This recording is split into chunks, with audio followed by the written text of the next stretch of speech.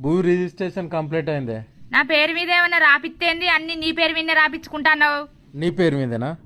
నా పేరు మీదనే. ఈ తలకాయ ఇవ్వలదే.